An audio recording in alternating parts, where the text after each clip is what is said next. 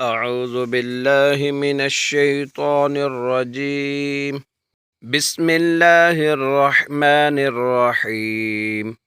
قال يا بني لا تقصص رؤياك قال يا بني لا تقصص رؤياك على إخوتك فيكيدوا لك كيدا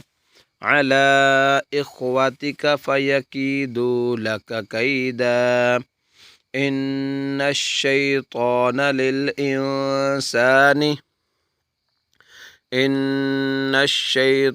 للإنسان عدو مبين. قال يا بني لا تقصص رؤياك على إخوتك فيكيدوا لك كيدا إن الشيطان للإنسان عدو مبين.